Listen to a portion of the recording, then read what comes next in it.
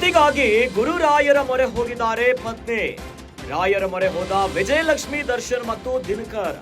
ರಾಯರ ಸನ್ನಿಗೆ ದರ್ಶನ್ ಪತ್ನಿ ವಿಜಯಲಕ್ಷ್ಮಿ ಭೇಟಿಯನ್ನ ಕೊಟ್ಟಿದ್ದಾರೆ. ರಾಯರಿಗೆ ವಿಜಯಲಕ್ಷ್ಮಿಯಿಂದ ವಿಶೇಷ ಪೂಜೆಯನ್ನ ಸಲ್ಲಿಸಲಾಗಿದೆ. ದರ್ಶನ ಸಂಕಷ್ಟಗಳೆಲ್ಲವೂ ಕೂಡ ದೂರವಾಗ್ಲಿ ಅಂತ ಪೂಜೆಯನ್ನ ಮಾಡಿದ್ದಾರೆ.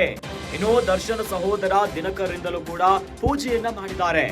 ಗುರುವಾರದ ವಿಶೇಷ ಪೂಜೆಯನ್ನ ನೆರವೇರಿಸಿದ್ದಾರೆ ವಿಜಯಲಕ್ಷ್ಮಿ. ಇನ್ನು ನಿನ್ನೆಯಷ್ಟೇ ದರ್ಶನ್ ವಿರುದ್ಧ ಚಾರ್ಜ್ ಶೀಟ್ ಸಲ್ಲಿಕೆ ಆಗಿತ್ತು. ಈಗ ಬಳ್ಳಾರಿಯ ಸೆಂಟ್ರಲ್ ಜೈಲಿನಲ್ಲಿದ್ದಾರೆ ನಟ ದರ್ಶನ್.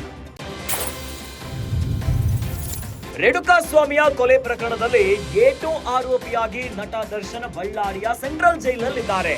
ಇತ್ತ ಪತಿಗಾಗಿ ಪತ್ನಿ ವಿಜಯಲಕ್ಷ್ಮಿ ಪೂಜೆ, ಹೋಮ, ಹವನ, ವಿಶೇಷವಾದ ಪೂಜೆಗಳನ್ನ ನೆರವೇರಿಸುತ್ತಿದ್ದಾರೆ.